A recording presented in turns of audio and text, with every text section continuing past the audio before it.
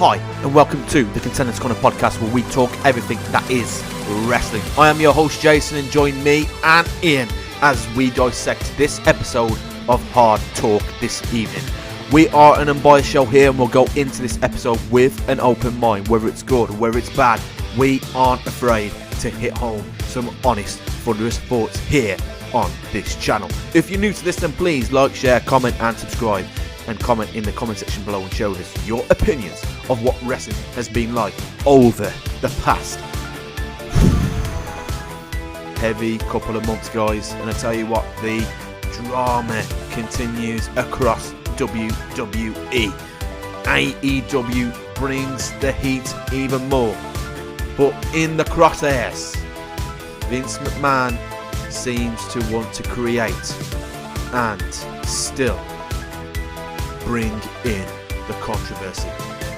Stay with us as we have a lot to discuss and digest here on YouTube. Are you ready? This is Hard Talk. Ian, are you... Hold on.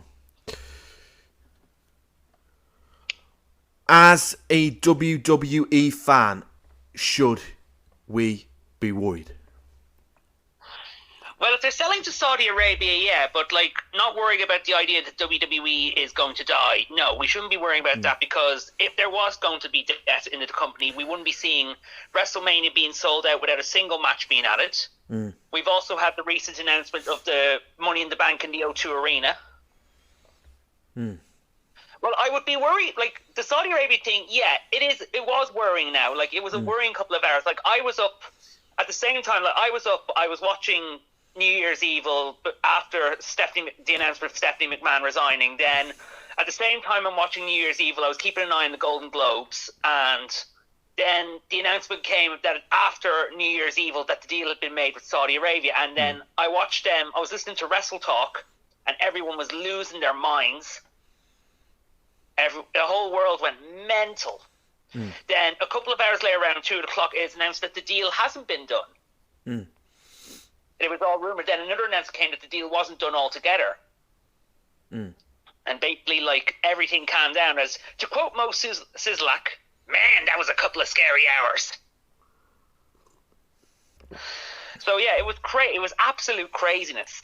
I can. It was absolute craziness. And wrestling journalists, they apparently, some of these links came from places like Reddit and all that, and some journalists really need to be careful of where they're getting their information from. I'm not talking about people like Dave Meltzer or Sean Ross Sapp. The person that confirmed that the deal wasn't happening was a woman. Her name was Ariel, I think. Ariel Winter. She confirmed that the deal hadn't been done. So it was a good few scary hours. But with the Saudi deal, yeah, it was scary from different points. Not because of what they do with the product, but just how it affects certain people. And those people that it affect, who would it affect? Well, the number one person that this would definitely affect would have been the hottest property in WWE at the moment, Sami Zayn. Sami Zayn is of Syrian heritage. That's why you never see him on the shows in Saudi Arabia. He also does a fundraiser for the event and all. And he has never gone over to the Saudi shows. And the fear, if they had taken over the company, would depend on his feet, because he is still in the best story at the moment with the bloodline, and his story has. And we're expecting him and Kevin Owens to have to collide with the Usos come WrestleMania. And if this happened with the Saudi deal, he'd be gone. How much that would be a total hit on the company. And more likely, Kevin Owens would follow him as a friend to support. Another person this could have had a hit on would have been MJF, because MJF was a Muslim that converted into a heathen. And that's punishable by death over in Saudi Arabia. Another person, especially with next year, with the possibility of signing, if WWE had been bought by Saudi Arabia, this would also have an effect on MJF. MJF is Jewish, and he's been very outspoken about being Jewish. So that would affect if he was planning to sign with WWE after when 2024 comes in. And then there's the issue now with the women's division. Now, I'm not saying Saudi Arabia would scrap the women's division or anything like that, because many women have competed in Saudi Arabia, like Charlotte, Becky. Charlotte, yeah, she has. Charlotte, Ronda, Becky, Naomi, Bianca Belair, Sasha Banks, Bailey. They've all competed in Saudi Arabia, even wearing the bodysuits. Alexa Bliss as well. As we've said a lot on this channel, we're in different times. We're in different times now. So if it came about and WWE was to backpedal and backslide, if it was sold to Saudi Arabia and they got rid of their women's division, and if they tried to downgrade the women's division, it wouldn't come across as effective as it would have done, say, back in the 90s. It would have been a bad move to get rid of the women's division, period. So so the question is, if they sell to Saudi Arabia, and if Saudi Arabia plans on getting rid of the women's division, would it have a major impact to WWE per se if it was sold in the 90s? It would have an impact, yeah, because the women's division at the moment is one of their biggest draws. But, like, no, they're not going to get rid of the women's division now, because there's still people, like, they have had women compete over there. Like, I gave you a big list there. The only thing about the women's division, one thing is Saudi Arabia is against couples who are same-sex. Like, some examples of this include Dakota Kai and Shayna Baszler, who are actually in a relationship. They've also been against bisexuals. One example of that is Doudrop, but the thing about Doudrop is Doudrop has a boyfriend. So she is not in a relationship with a woman. But it more affects Dakota Kai and people like Dakota Kai and Shayna Baszler, who are in a relationship and would have probably walked out on the company if that deal had been made. Because Saudi's policy against homosexuality and bisexuals.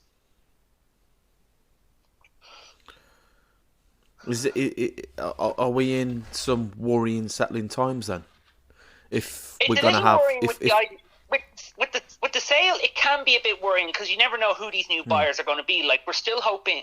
Like, Saudi Arabia, I'm not really mad about the idea of them buying. It's not that I don't think they can run the company. It's because they're only using they're fans of WWE over there, but they only use it as property. They're also using it as a resource when one of their main, so that they don't always have to depend on their other main resource, that being oil. But like Saudi Arabia are only using it as property. Like, they own certain amounts of properties. Like I mentioned to you earlier on that Saudi Arabia owns Newcastle United. But now I don't know if they get much of the hate that somebody like the Glazers do, or the people who own Liverpool. They get more hate than them now. Here's a question. Should your beliefs on what someone is or how they are affect working relationships in a workplace, if per se WWE was to sell to Saudi Arabia, who say or don't agree with how they are? Can you repeat the question again? Because I need to think about really clearly before that. So we're in different time periods now. So if WWE were to sell to Saudi Arabia, should a working relationship, should their beliefs of how someone is or what they are affect their working relationships within WWE? So what I'm saying is, whether they are gay, bisexual, transsexual, should that affect their working relationship within WWE if they sell to Saudi Arabia? If the Saudis don't enforce their own rules and their own beliefs into the company when it's in America, then they should be fine. But if they try to, then it's going to cause a problem. Like I said, with people like Sami Zayn, one other person I actually forgot to mention was Sonya Deville. Sonya Deville is lesbian. And like, if they continue to force their beliefs, then yeah, it's going to cause a problem and people may walk out.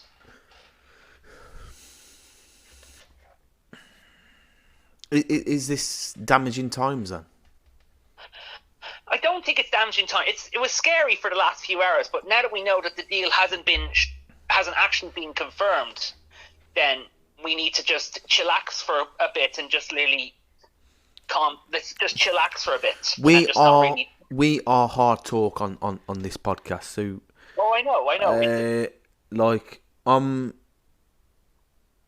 Don't be afraid to go into if you're unhappy with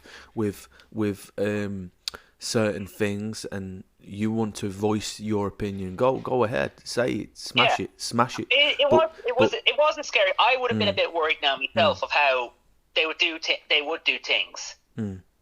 Or like who they'd have running it. I know, like we now know that Vince is back as the executive chairperson. Like the good news is Triple H is still in control. Is the CEO is still in charge of creative. He's also still in charge of the talent. So as long as they keep out of that area and let Triple H do the thing he's doing, that's doing Raw and SmackDown good, they'll be fine.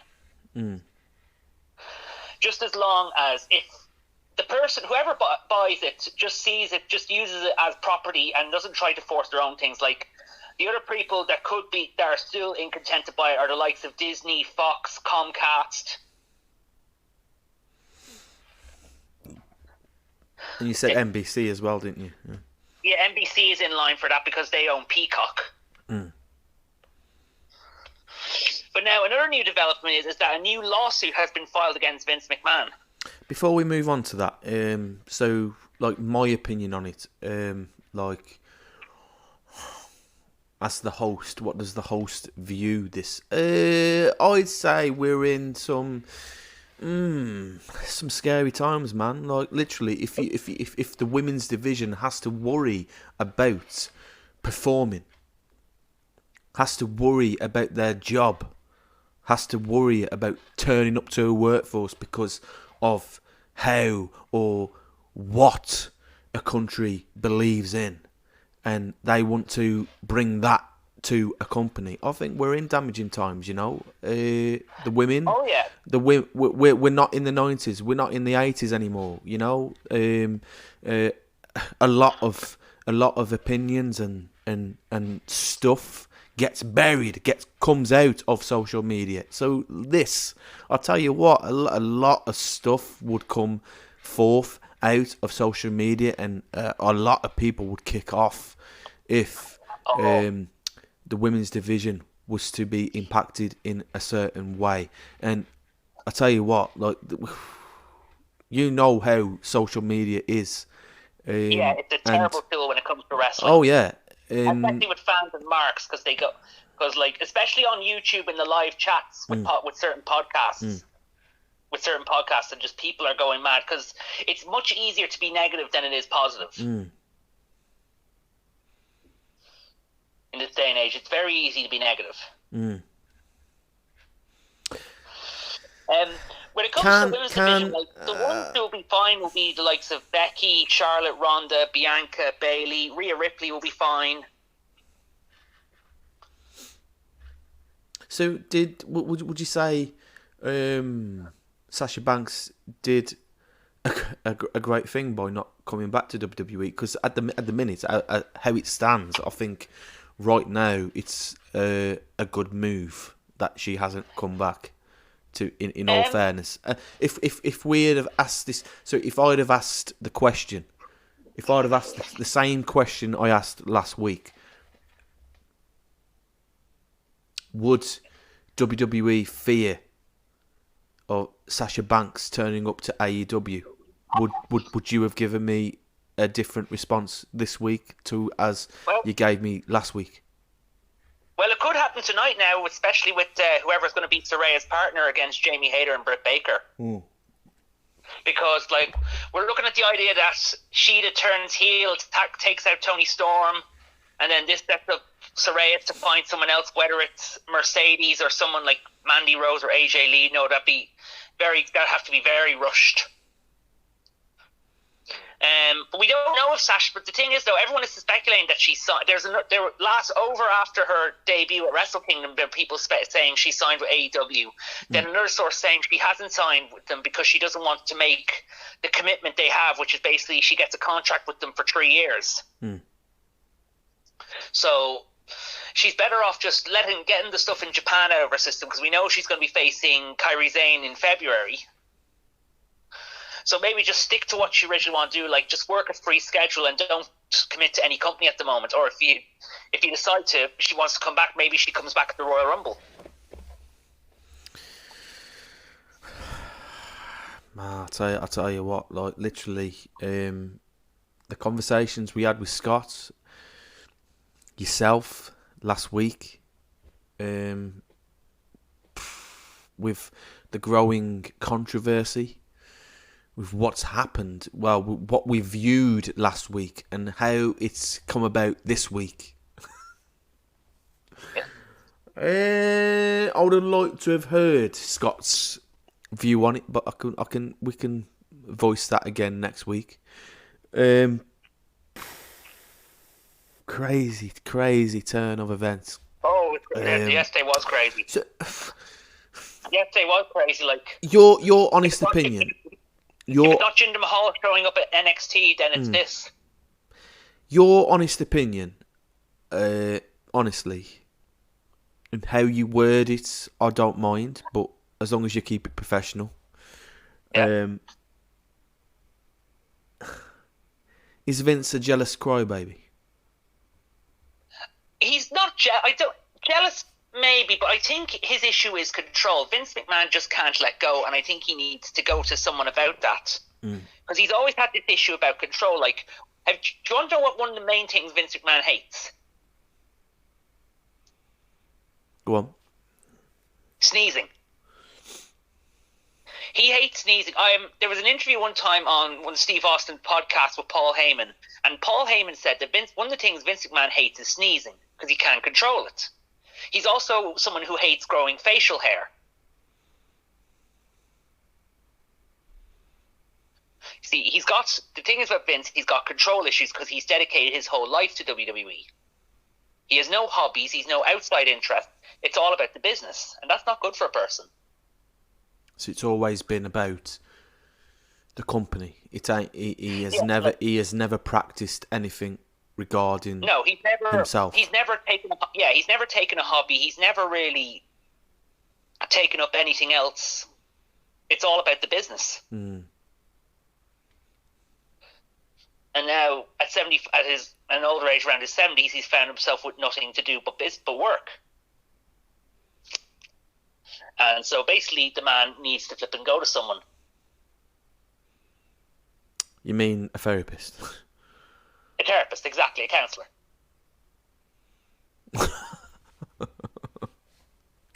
Or maybe learn to grow a beard as well. Learn to grow a beard. Well, he hates facial hair because he can't control it, or maybe he just needs to sneeze more often. And learn to practice having some time off. I know. I wonder if he hates going to... He probably hates... Actually, no, I don't think he hates going to the toilet. No, do you remember the time when he was caught filmed in the toilet during his feud with DX in 2006? Well, someone said to me once, if you can't be alone with yourself for a weekend, then that's the time to be worried. If you can't be alone for yourself for a weekend, then that's the time to be worried. Would you say now's the time to be worried about WWE? For Vince, on some occasions, yeah. Like, some of the talent that's understandable. They're worried because of everything that happened over the last 2 years with the firing. I know some people, and I know how much they had admiration for Stephanie McMahon. Like, well, we know Triple H is still in charge of the creative, so as long as he stays away from that area, then they'll be fine, and doesn't interfere with any current stories that we're enjoying, particularly with the Bloodline. Particularly with the Bloodline and maybe Judgment Day, because Judgment Day got a lot of praise after last Monday's Raw. After that Gauntlet performance, they were really good at that, especially Damian Priest. the things that I'd say wouldn't be...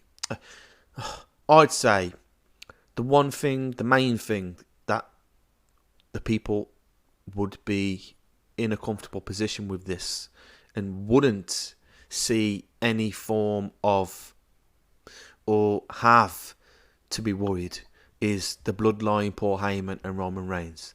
The rest would be at some form or thinking, oh shit, sorry for my French. It's okay.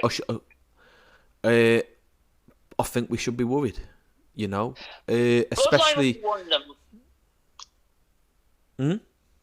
Bloodline would be one of them. Another person that probably wouldn't be worried would be the likes of Seth Rollins, maybe the Judgment Day.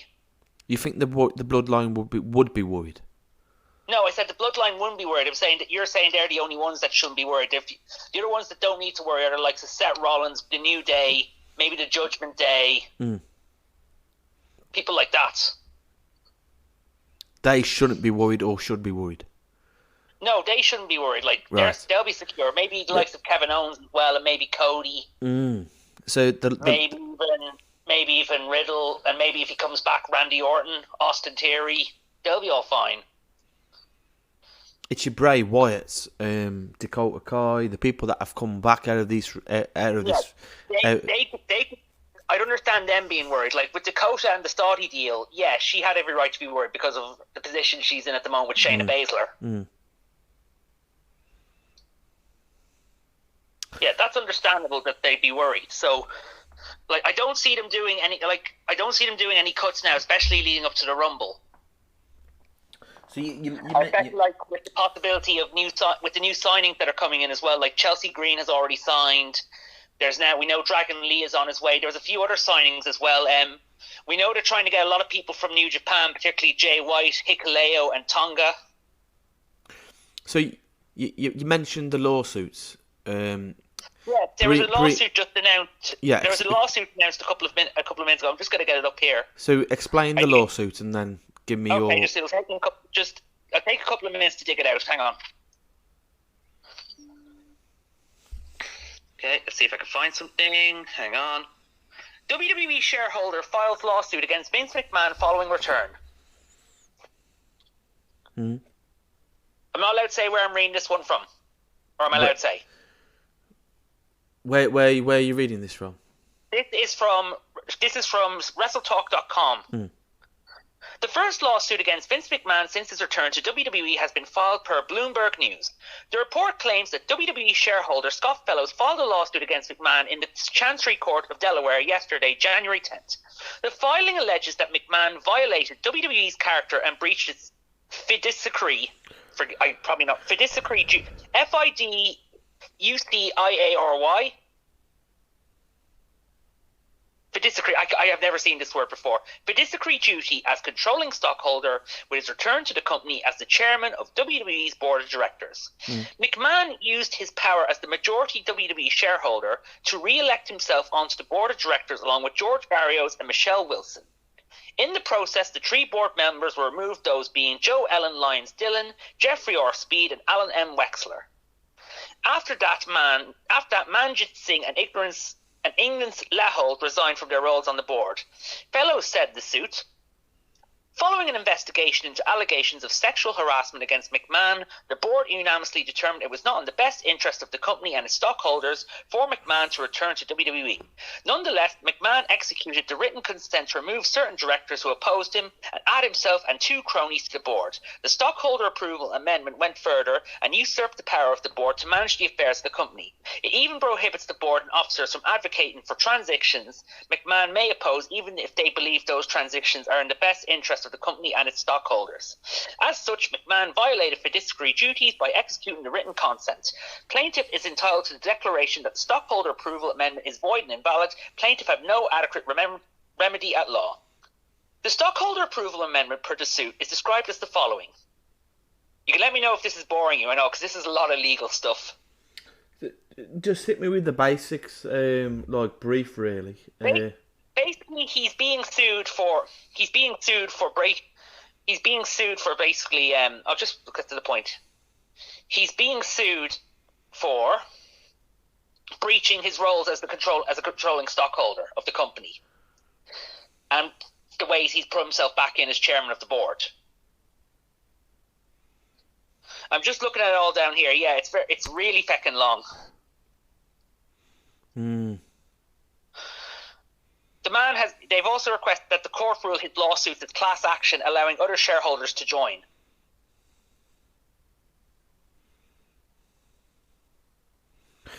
And they also want damages covering the cost of the lawsuit.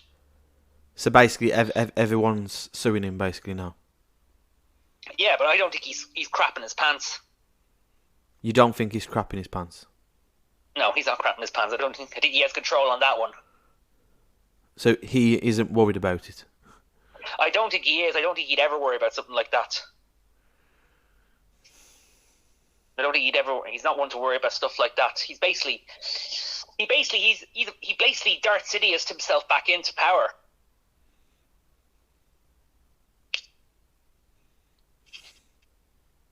Basically.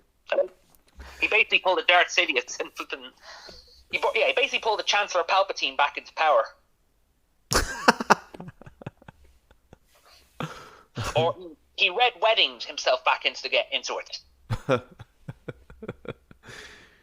It felt like a scene out of Spider-Man, really. You know, where the first adaptation of Spider-Man. Oh yeah, with William Dafoe.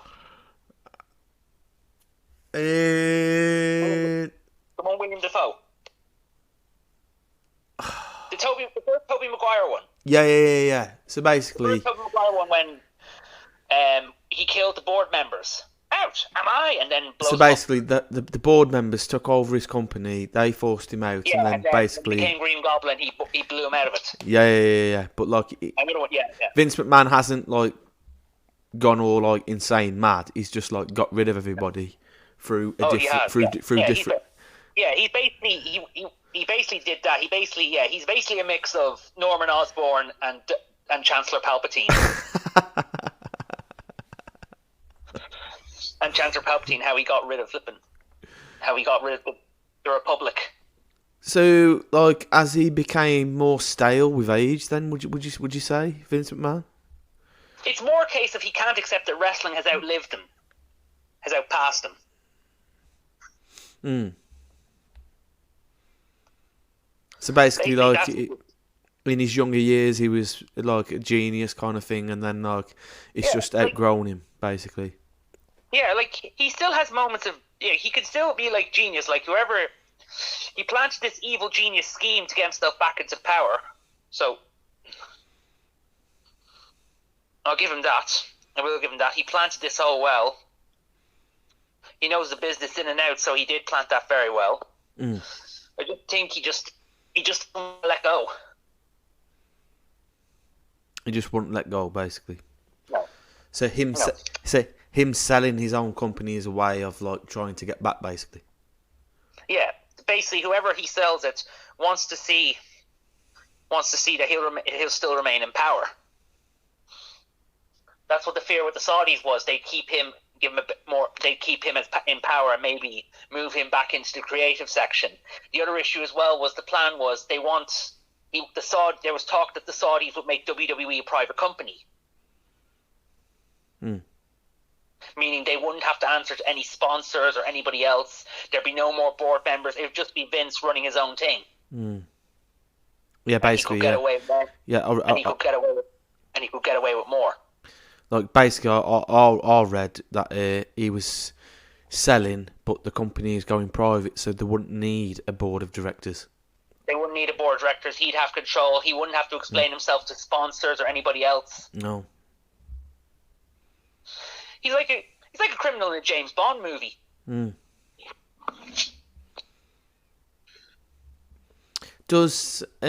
you say WWE would be better run privately?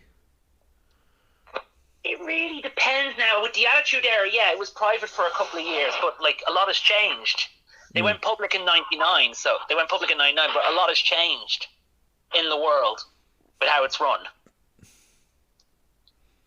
So bringing the Attitude Era again. So if we asked the question I asked you and Scott, say 2 months ago, when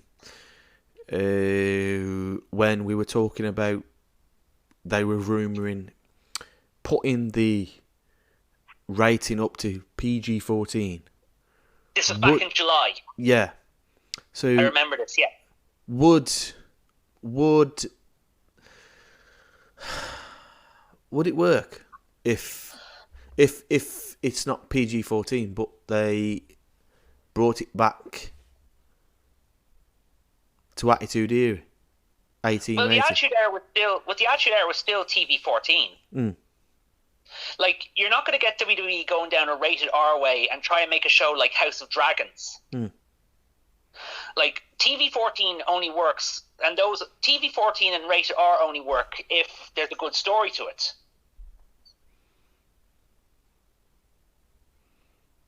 Like, House of Dragons work, like, it's very dirty, like, it's very violent, there's lots of dirty sex in it, but it works because more people are invested in the story. Mm. Like, age doesn't really matter with something, a program or a film franchise. Like, if you look at something like, look at all the franchises out there, your Star Wars, your Marvel, your Harry Potter, your DC, your Avatars, they're all certain aimed at families and teenagers, but they're more invested in the story. Like, the new Avatar movie has the F word in it, but that doesn't really affect the story. Mm.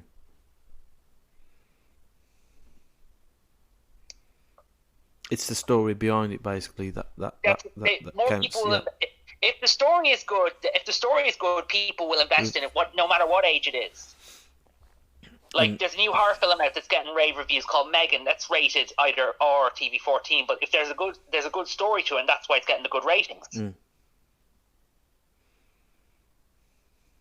And Avatar, the new Avatar movie, seems to be breaking a lot of records. Yeah.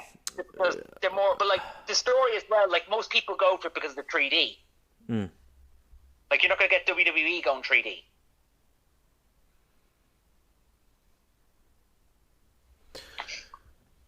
So the question relies really on the future now. Well, we suppose we have to keep our ear to the ground and wait until. Like, I'd say this sale will take a long time to process. Like, it's not going to be done quick like that. It could be about half a year or so, or maybe a whole year before the sale is done. Like, what we need to really keep an eye on is, like, what's going to happen on the backstage end of WWE, because we've got the Royal Rumble coming up now. We've got 2 matches. We've got 4 matches already confirmed. We've got 4 matches confirmed to it. We have the title match with Reigns and Owens. We have the tag title match with the Usos and the Judgment Day. That'll more likely happen at the Rumble. Mm. We've also got the 2 main men and women's Royal Rumble. Mm. So we have to see also see what's going on backstage as well, because we know there's a lot of talent coming into the company now from AAA and New Japan. So basically, let's just try and enjoy. Like, what we want to be wrestling fans, and we also want to see wrestling succeed. That's what we need to really focus. Like, let's try and have more see that wrestling can still succeed. Let's just see because I've been watching Raw and SmackDown since the beginning of the year, and these are still Triple H run shows. Like, with the 2 of them, SmackDown being the better one, but it's still under Triple H's control. Is having Stephanie out the picture? It's a bit disappointing because she was very well loved backstage by the wrestlers, and she was giving Triple H the green light to bring these guys back and all. Mm. So we'll just have to wait. We'll have to wait and see what happens between now and then. Like, it's the same thing when Paul Heyman was in charge of creative on Raw. He was very much well liked by the people.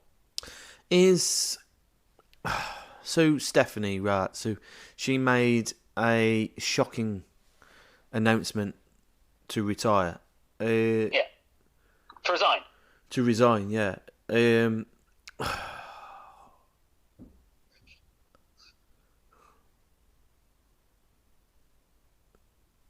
Should Vince have left it alone? Should Vince have left this for Stephanie and Triple H to run? Your honest opinion. Yeah, he should have left it for all his kids to run at the time. Like, but we know Shane is not going to come back to that. He's got a new business venture. I think he's in a motor company. I read somewhere Shane's in a motor company. Yeah, he should leave it for his kids to run. He should have left it for Stephanie to run as well, or at least assist her in this, or allow him, or assist her to assist. Say this then. He should have let her assist him in the selling of the company. That should have been one thing to do. We thought he'd leave it to her because I was listening. I found out there was an old interview from Howard Stern in '99, and Howard Stern asked Stephanie, when Vince retires, will it be left to you? This was when Stephanie was very young. And like, I'd have to look it up for you now. I only heard this on a different interview. Like, I'll have to send it to you. It's Howard Stern. Do you ever hear Howard Stern? I've heard of him, yeah. He did an interview with Stephanie McMahon back in, I think, 99 to 2000, where he asked if Vince was to retire, would she get the company, and she assumed he would.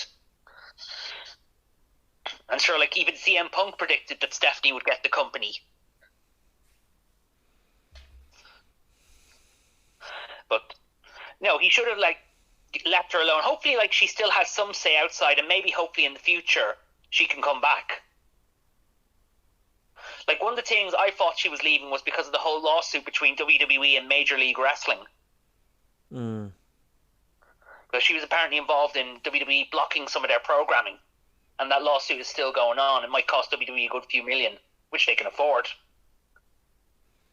So, your opinion, like, should Vince leave this for Stephanie or Shane to run? Your honest opinion, like, should I think it's more likely going to be left. Don't interrupt yet. Don't interrupt yet. Okay. Like, has Vince, because his dad, right? His dad didn't want to give Vince the company. That's what I've read a lot in his past. But he ended up buying the company from his dad.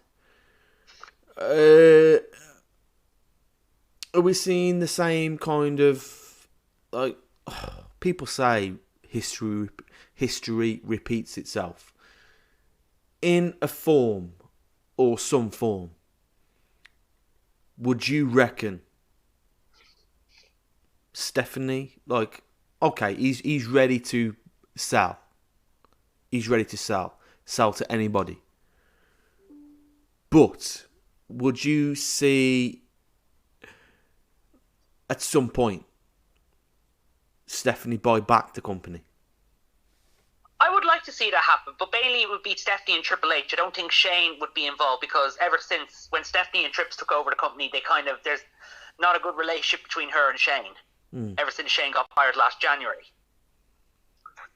I would like to see Stephanie and Triple H find a way to put some money together. Maybe Nick Khan would get involved as well. Or maybe they could go to people like Shawn Michaels or William Regal, but they'd have to put a lot of money together to buy it from under him. And you have to, like, hopefully, like, she has to, like, Vince probably knows every trick of the trade, so she has to really be careful there.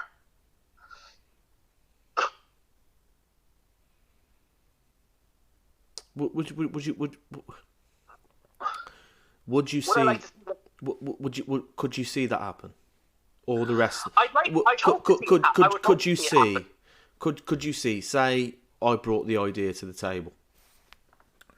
Right, here's a question: if all the old wrestlers came forward and said, Stephanie's like really passionate, she wants to keep the company within the McMahon name. She's like, you could tell from that resignation statement in the writing that she is gutted. She was passionate about the company from her childhood. It resonates in that message. Does she feel that her dream has been taken away from her father? Did she want him to pass over the torch to Stephanie, or could you see all the wrestlers stand by and go,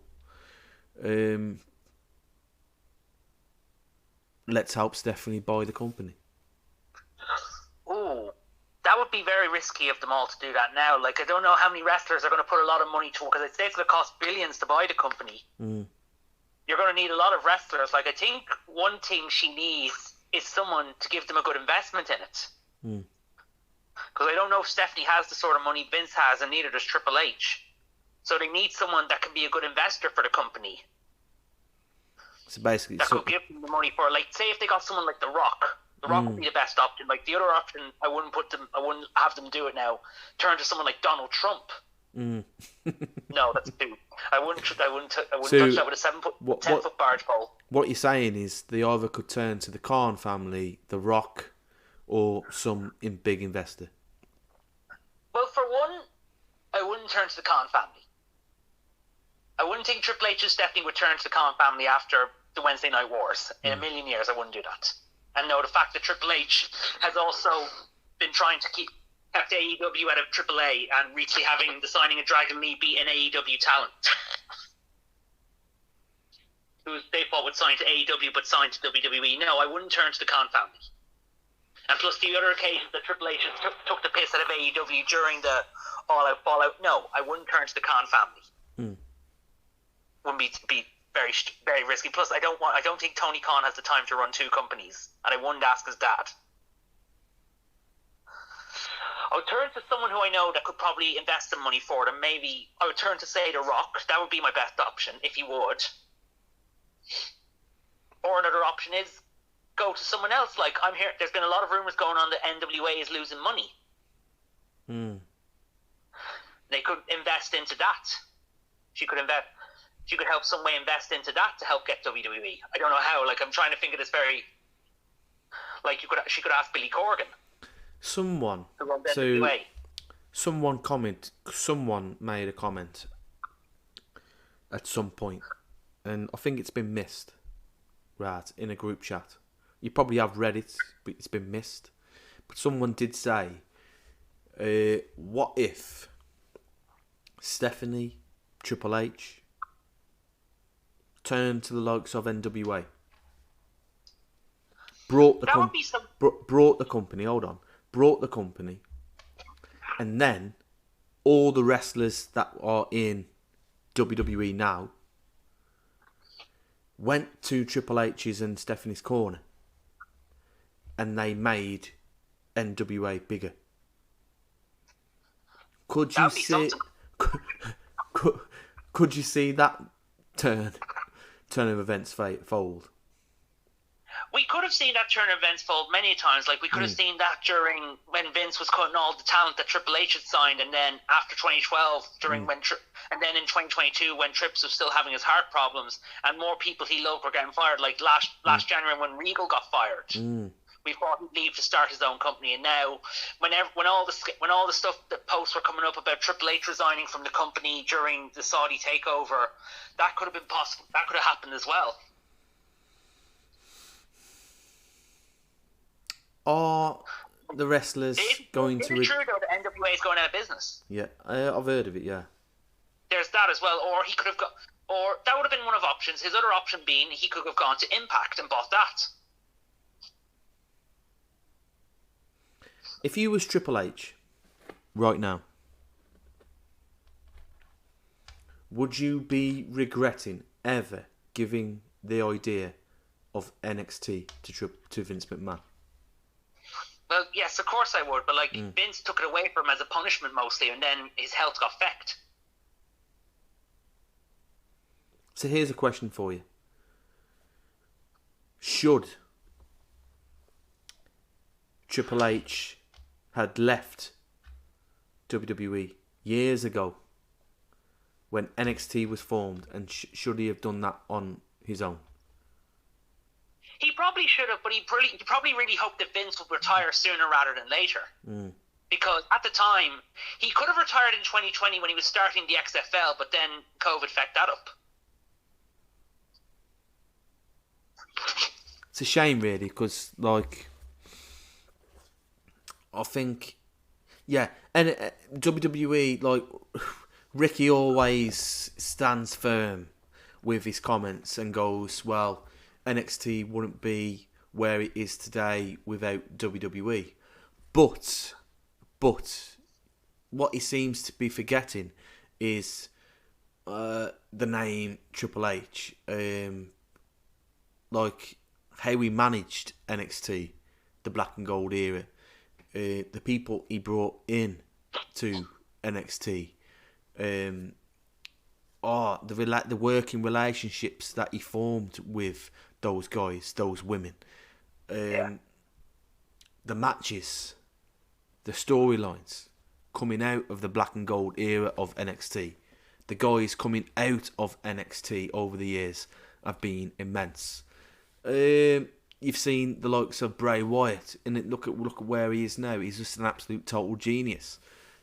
Roman Reigns, Seth Rollins, Dean Ambrose, again, KO, Drew McIntyre, Finn, and the women as well. Sami Zayn and the women, Charlotte Flair, Bayley, Becky Lynch. You know, all these women, Sasha Banks. Again, all absolutely extraordinary talent. But would you say NXT would still have been successful without WWE? It possibly would have been if Trips went on his own, but Trips is very loyal to the McMahon family and to the company, and he obviously thought that he would have gotten control sooner rather than later when Vince was building up the XFL. And he was obviously going to step away from WWE to focus on that, and Trips would have more control. But then COVID changed everything, and it eliminated the XFL, and he had to sell the XFL to The Rock. Are we at the beginning of the end? For WWE?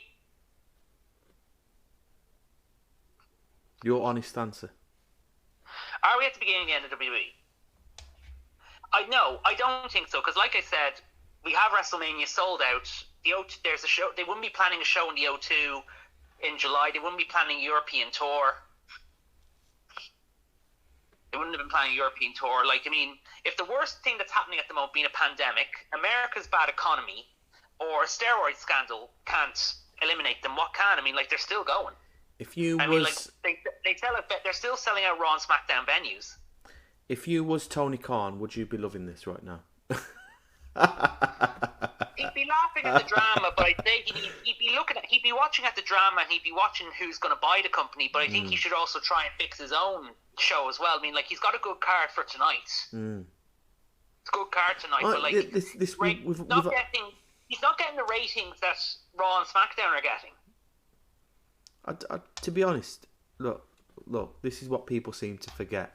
When they judge AEW, they look at AEW as a main show, as SmackDown, as Raw. To be honest, the past year, SmackDown has reached its best it's ever been. SmackDown's been very good. And that's only because of one certain guy. And the likes of Triple H, Stephanie McMahon. The people that he's brought back, the storylines, the storylines coming out of it. That's why SmackDown has been on top the past. Well, SmackDown's been really good. You can thank as well. You can thank the Bloodline, but you can also thank people like Bray, LA Knight, Imperium, particularly Gunter. You can thank Ronda Rousey. You can thank Charlotte being back. But like, at the minute, you can't judge a small company after 3 years, can you really? It's only it's only had 3 years. Yeah, Tony Khan has made some hell of mistakes. Yeah, of course he has. You know, the one recently, and I asked Scott, and I asked you last week, if you was Tony Khan and you dropped back and you sat back and you could have signed, had the opportunity, say right, a time machine. Someone comes, a time machine randomly appears next to your chair. someone comes up to you and goes, just appears out of nowhere and goes, look, Tony Khan, I think you've done something silly. Here's a one-time chance to go back and do 2021 differently, especially with the releases that were coming out of Vince McMahon's Dropbox, letterbox. Who would you picked up? Oh, there were some good ones. But I suppose Who would you have picked up rather than the ones Tony Khan picked up? And to be honest, well, the obvious one. let me have more. Hold on, before I many ask. people would have gone for would have been Wyatt. So before I ask you that, like, if you was Tony Khan and you had the opportunity to go back in time and you had the chance to re-sign a number of guys, a number of women, who would you go for and why? But before you answer, like, I think the people that Tony Khan chose, yeah, there were some good ones. There were some good drops that came out of it. Daniel Bryan, CM Punk came back. There's been Tony Storm. We've had some good names come out of it. But the ones that I feel shouldn't have come were the likes of Miro, the likes of Andrade, so others as well. And I think that's only because Tony Khan saw these as just opportunities. He reminded me of like a young Vince McMahon after he brought WWF from his dad, and he's just gone, oh, I'm gonna sign him tonight. I'm gonna have this clown on my show. Oh, I'm gonna have that big monster appear on my show and have him fight the Hulk. These characters that have come, and then he's gone, well, really, he didn't really do anything better with Hulk Hogan, really. He didn't really do anything really, really well with Randy Savage, or he didn't really do anything good with Rowdy Piper. I'm not going to have him back next week. And there were like characters that Vince had in the 80s that came about that weren't really anything of anything value. But like Tony Khan, in that release period where all these big names were coming out of these small names, he's just gone for small names. Do you get me? And there were like the likes of Adam Cole coming out. Adam Cole came to AEW. Yeah, Malachi Black turned up to AEW. Yeah, Tony Storm appeared at AEW. Yeah, CM Punk has come back. Yeah, Daniel Bryan is rocking at AEW. Hopefully he will become AEW World Champion. But it's like these other little ones that ain't really been anything of bother in WWE. I don't know. It's like you've had these big names that came out the releases. Why didn't you go for the likes of Braun Strowman? Why didn't you go for the likes of Bray Wyatt? Why didn't you go for the likes of Sasha Banks at the time when she was free? It's like I feel like Tony Khan had a missed opportunity with Bray Wyatt, and I, to be honest with you, my honest opinion, I think that's the guy that Tony Khan should have paid the money for. If CM Punk was going to have, and if that's true, if what CM Punk did was true and it's not story, then CM Punk was a whole waste of time, and he could have paid that money. He could have invested that chance into somebody who was having a hard time at the time, and that was Bray Wyatt. I would have liked to have seen him invest in Bray Wyatt for sure. Like, it could have been. He would have been very essential to the. He could have been very essential to them now. So here's especially like people like Punk and maybe MJF. and maybe Moxley again, and maybe with Hangman Page, or maybe with Jericho, or maybe with Eddie Kingston. Maybe with Eddie Kingston, that would have been another one I'd love to have seen Bray work with. But like, Bray wasn't in the right headspace. He didn't go for Strowman because Strowman wouldn't have gone. Yeah, but like, there's always that saying, isn't there?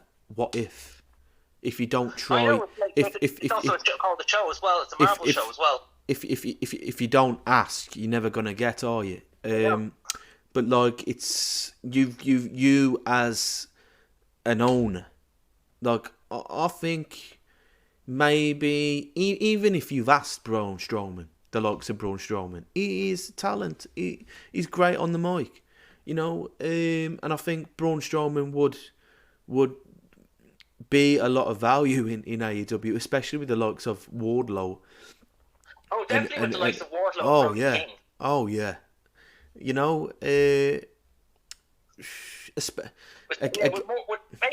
Wardlow, Brody King, and Powerhouse Hobbs, Braun Strowman would have been value.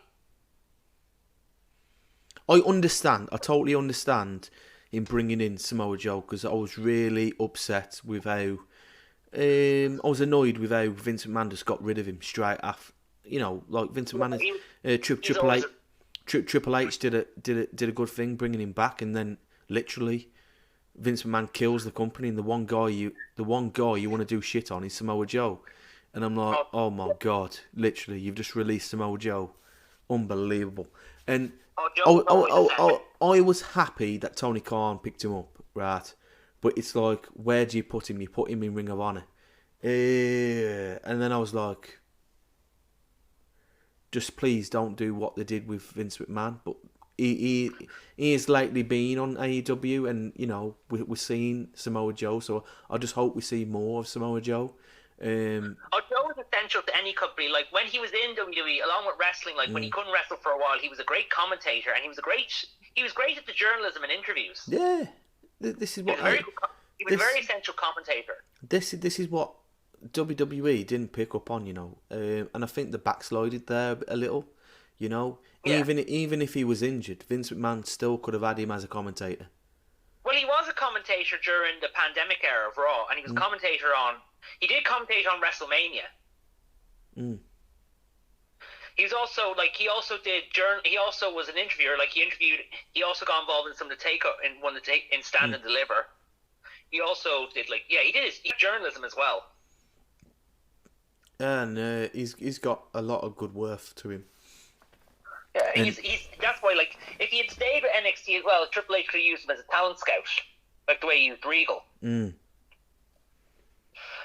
Like, if he was to come back to WWE at some point, say if he was to come back, like, would Triple H put him in an office position the way he's got Regal in now?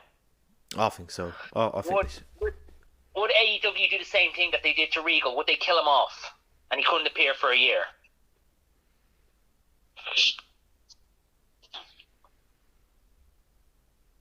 You think they would kill him off? Like, would you kill off Samoa Joe? Like, say if Samoa Joe was to leave and go back to work with Triple H again, say if he had somebody like his son over there or daughter, would they kill him off and then he goes away, he's gone then, and he's working backstage in WWE and he can't show up for about a year? Do you mean, would AEW kill him off? Yeah. I'd hope not, no. That would be the way to write him off, like, because he's mostly a heel in AEW at the moment. He's a heel in AEW and Ring of Honor, but he's actually he's a heel that gets cheered because of the name Samoa Joe. You'll get cheered even if you're a heel. I think they're doing better with him than WWE did with him. But the thing with WWE, his WWE time, like, it's not that he wasn't. The problem with his WWE time was that he was injury prone. Yeah, just bad luck, really. It was bad. It was really his own. Like, it wasn't the company's fault. Like, he was just very injury prone. Yeah and no when you say that. The company's fault. Vince McMahon didn't like him. He broke a wellness violation as well. He broke a wellness violation. That set him back as well. But mostly, yeah, he was very injury prone in WWE. And plus, yeah, they had to take the title off. They had to take the title off him as well because he caught COVID after he beat Cross for a title, and then he wasn't allowed back on. So that was a kind of a kick in the teeth. So, the question is, if a lot of talent are going to be worried with Vince McMahon coming back, who would you want AEW to pick up? Say, not make the same mistake as last time and pick up anybody or anything. Would you want Tony Khan to be more wiser and clever this time? I would be, yeah. Like, I could see them take people in, like, say, Johnny Gargano. He'd always be someone everyone thought would come to AEW. Johnny Gargano is definitely one of them. But here's the thing you need to remember: do they need to sign to AEW because there is a bigger world out there in wrestling, and plus nobody wants to be seen on Dark Elevation on YouTube. No. And nobody wants to be seen on Rampage because not many people watch Rampage. But that's only because it's pre-recorded. If you win a title, do you really want to defend your first title defense to be on Battle of the Belts? Does anyone watch Battle of the Belts? No. No, I think they need to scrap the Battle of the Belts concept. I think this, if AEW needs to concentrate, AEW needs to focus on AEW, what AEW does. If it was me, I would say Rampage. Right, we're gonna have that as another live event. Yeah, they need to fix Rampage. That's the thing. That'd be one of them. Yeah, Scrap Battle of the Belts. Focus on Rampage. Have that as another main show. So you have Dynamite, you have Rampage. I would look a little bit at Dark, but I'll try and make that like NXT in a way. No, not have it like NXT, but like you get the concept where I'm going, because you in the concept of, in the form of, you want talent to come through. So you want talent to come through Dark to potentially Dynamite, to potentially Rampage. And by doing that, you have that as a bridge to your main shows. You get me? So I wouldn't have it on YouTube. I wouldn't have it over on Facebook. I wouldn't have it on social media at all. I would have that as another live event.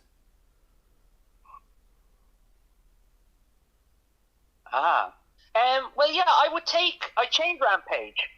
I would change Rampage, probably make it a 2-hour show. But like changing Rampage, I would then go, okay, I want 2 world titles. One for Dynamite, one for Rampage. Maybe have it be a show for talent that don't get a lot on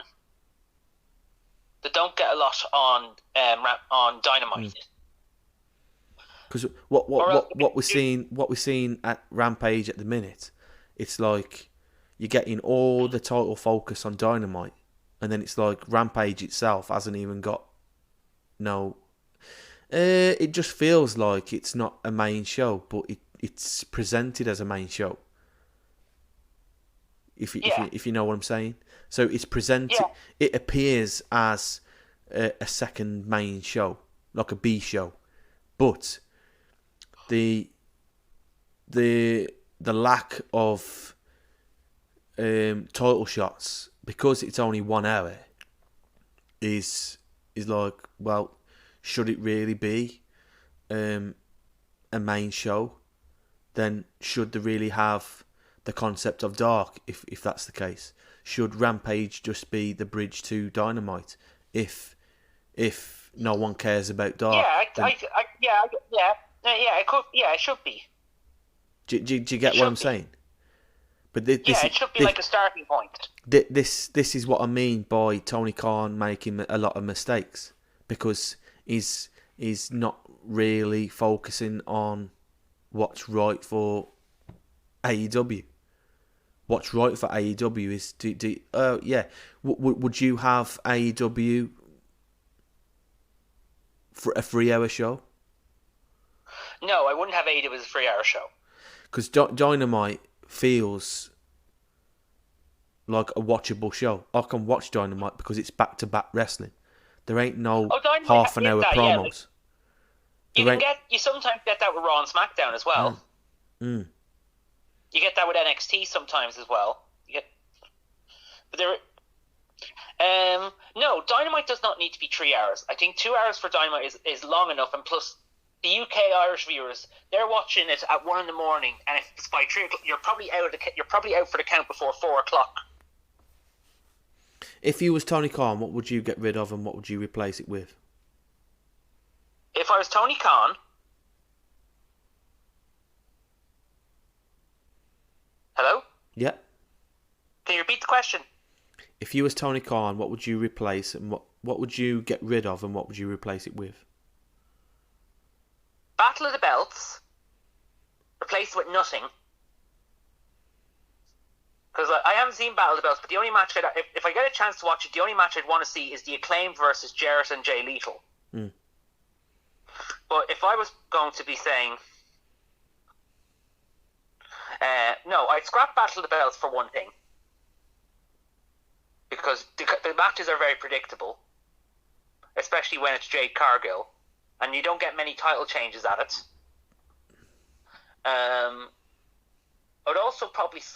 would probably either scrap Rampage if it's not improving in the ratings, or maybe make it a 2 hour show and take it out of Friday, because it's on after SmackDown and people are probably tired. Mm. And like, you're going up against the show, you're going on after a show that has probably the biggest star in wrestling at the moment, and the biggest faction in wrestling at the moment. And plus, by then you're probably tired after that. So,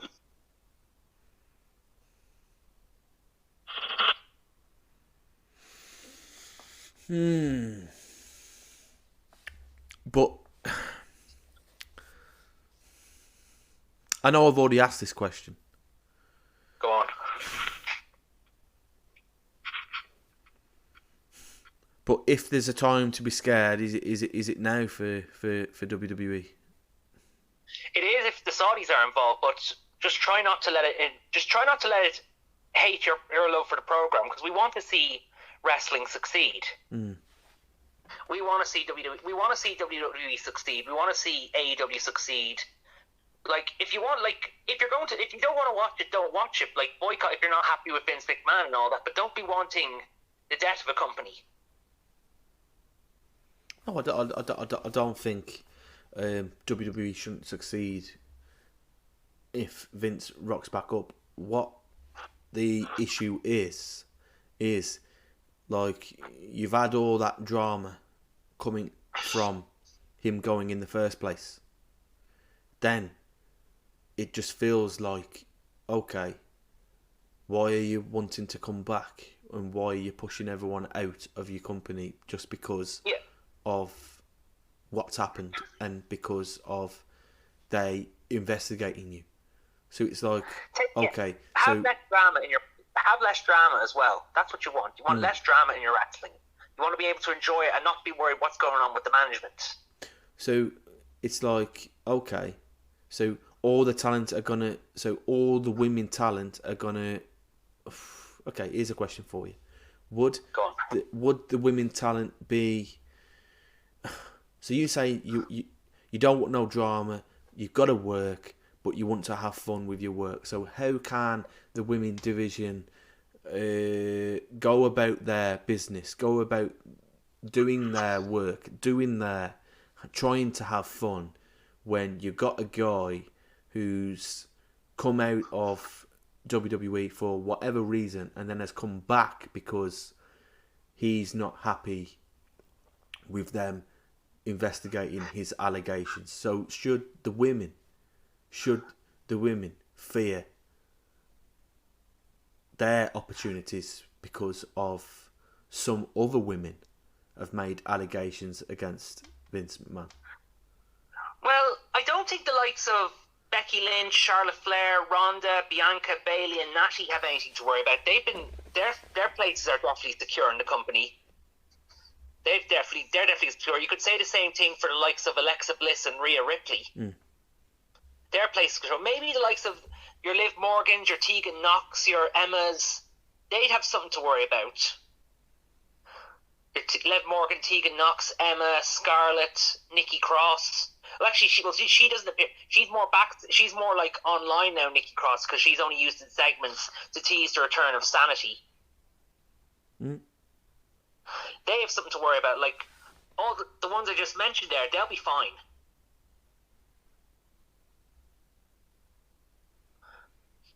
They'll be fine. Am I missing anyone? Asuka as well, yeah. Asuka and maybe Damage Control. Maybe Asuka and Io Shirai and Raquel or Gonzalez, they have nothing to worry about. It comes to the likes of people like your Liv Morgans, your Sonya Deville's, your Tegan Knox's, your Emma's, possibly even Sarah Logan, but she doesn't really wrestle that much. Scarlett maybe, but she's been fired before. Your Mishin is a maybe as well, but then again, she was involved in War Games. If more allegations come through, would this be right?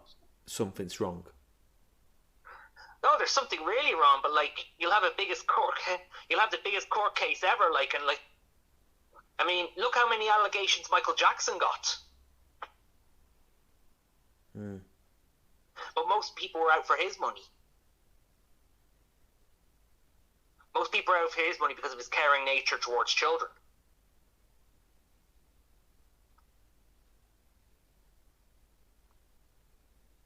And then the demons of and then lots of stuff from his past came out a bit too late.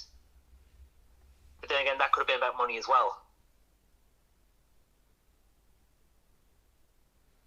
So you think it's just about money?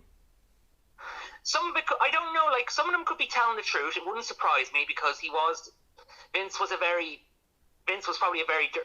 a very dirty-minded man, which most of us are. Which most of us are probably very dirty-minded, but it's natural. But he's been accused of rape as well, and he was able to get away with that because he was very money-wise. Actually, there's a few Americans we're talking to. I'm going to bring this up to you. I'm going to put this up to you now. Let's see what you think about this, because a lot of Americans have been saying this to me, who have their own conspiracies and all. I'm going to put this to you for a test. Cool. Do you think, with all this stuff that's coming out about Vince McMahon, and I asked this to a friend of mine who does a wrestling podcast called Cheap Heat Productions, which I recommend checking out because he's very good. Do you think Vince McMahon, something will come out that said Vince McMahon had something to do with the deaths of Owen Hart and Chris Benoit? Yo. No. That is deep. That is deep. These are people, like, I've been hearing this. There's a couple of Americans who I've talked to on a group chat who have their conspiracy theories that Vince McMahon sabotaged Owen Hart's thing at Over the Edge 99 because the likes of Sting and Shawn Michaels and Taker pulled it off well, yet Owen Hart couldn't. There are some people believe that Vince McMahon may have something to do with the death of Chris Benoit because somebody was having an affair with his wife Nancy. I think it was Kevin Sullivan. There was speculation that Kevin Sullivan was having an affair with Nancy Benoit. So it's been made out to look like Chris Benoit killed his family, but really the conspiracy is he was murdered. He was murdered. Yeah, but it's some people who are saying this now. Some Americans who come to me in a group chat tell me they believe that Vince had something to do with their deaths, particularly Owen Hart's. And that they were paid up. They believe that Vince did it because Brett went to WCW. And that they paid off the people, and nobody has come forward since then because of how much money Vince has. And I've always asked, but like, it's been over 20 years. If people could come forward about hush money, why hasn't someone come forward about that?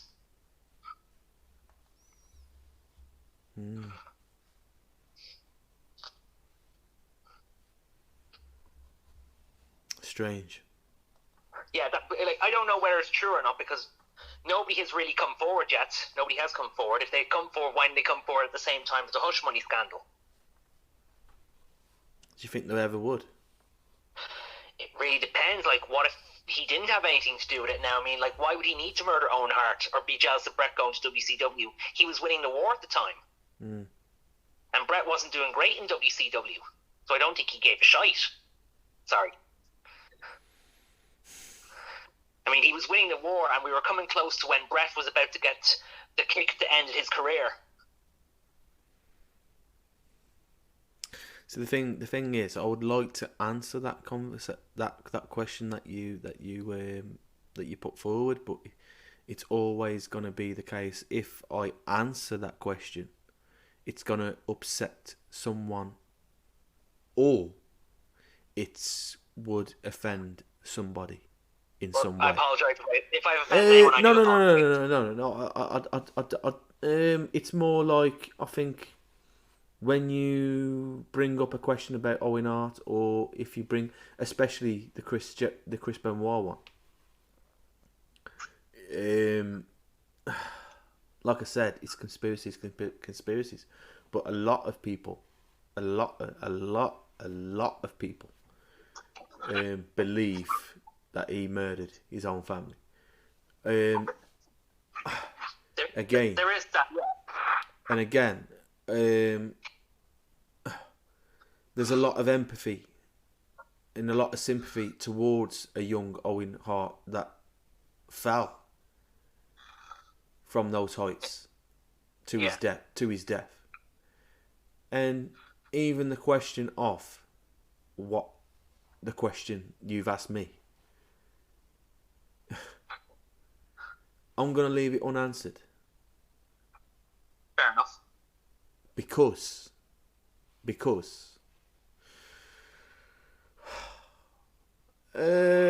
my opinion on that one, it would be away from this podcast. That's understandable.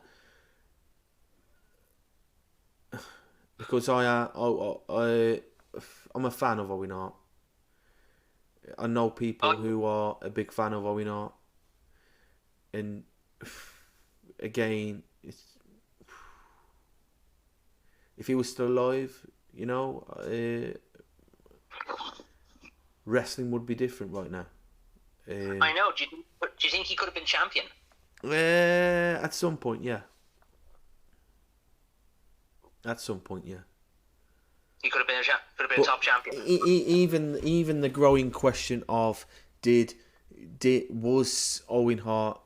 was Owen Hart's dream, was Owen Hart taken away?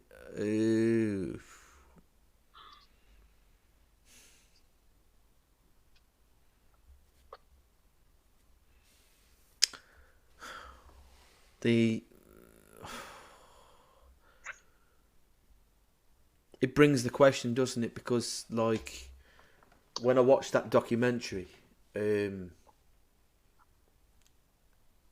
on that night, like before that night, he was what's it called? That zip wire, the locking thing, that the locking mechanism that he was using was the right one, and then on that night, it just somehow appeared to be the wrong one. It brings the question to what you've asked, doesn't it? It's like, okay, so many other nights before it, he was using the right locking mechanism, and then soon as it turns up to the night, some apparent reason it turns out to be the wrong one, and he gets forced to use it and jump and zip line down it. It brings on that question that you've asked me, doesn't it? But again, I'm going to leave that unanswered. That's okay. Like, sorry if I've caused any... No, you haven't. Don't worry. It's just It's just some people have been saying these things and all that, and I've been asking a few people about that, like, do you believe somebody will come out with that? Possibly. Or will it be more, all this thing will more focus on sexual allegations? Do I think it'd be more focused on sexual allegations? I think right now,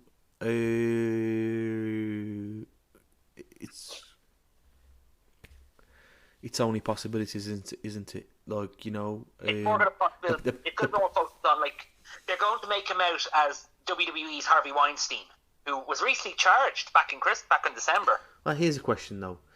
One guy in particular says that he hasn't done anything wrong.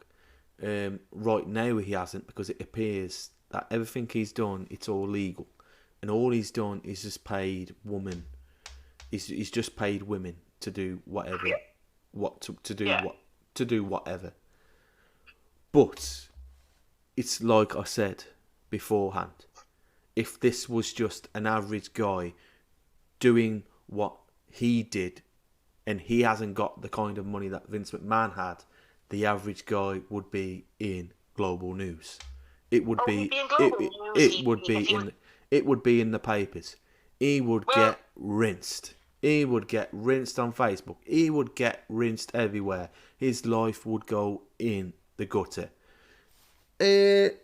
But again, when you mean just average because guy, do you mean like a famous person, or do you mean like a regular everyday person? a regular everyday person will get shackled, yeah. Well, A regular it really depends. Like, if it's nothing too serious like that, like say if this person is married and has an affair, the only people that suffer is him and his family.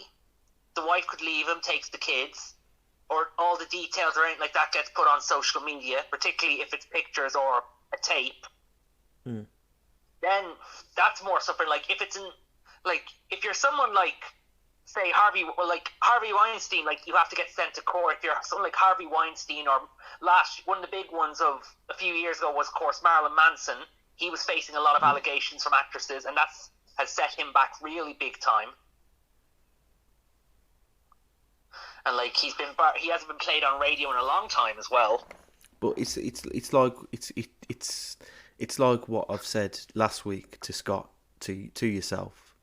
Just because the guy has money, just because he has some kind of power, he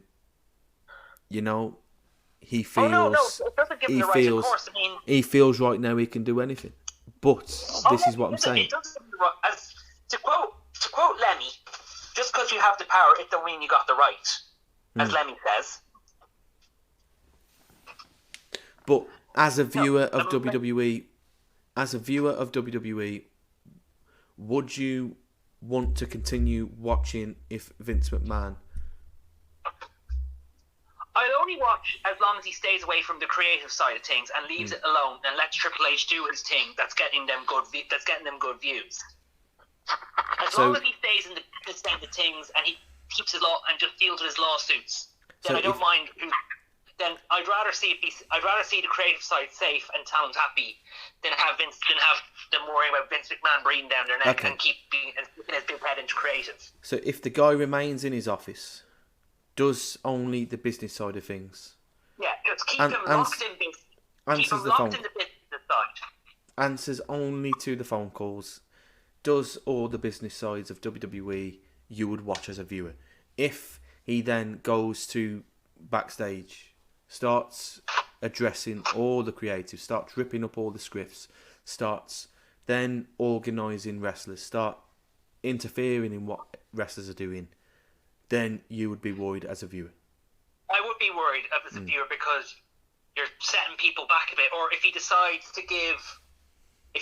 go back to the ways he was doing things for the last while, basing the company around Roman Reigns and Brock Lesnar matches, then you do start to worry.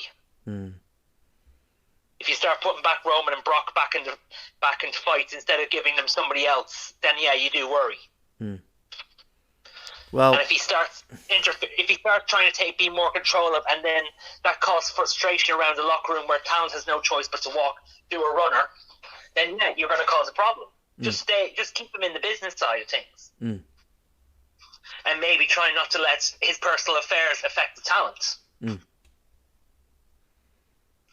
Well, thanks for appearing on the show, and it's been no problem, man. I enjoy doing it myself. I enjoy doing it. Yeah. We've had fun on this one. Hope it increases like the viewers now.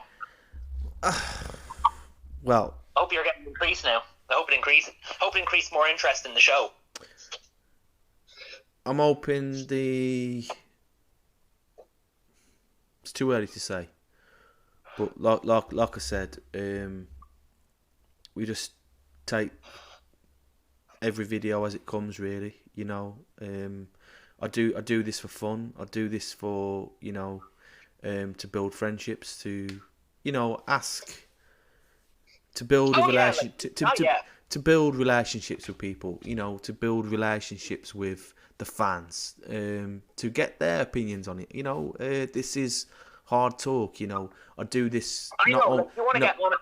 It's good to get honest opinion. It's good to get honest opinion. Like I do this not only to get a biased view, because I get bored of biased views. You know, I want to hear what they truly feel, what they truly think.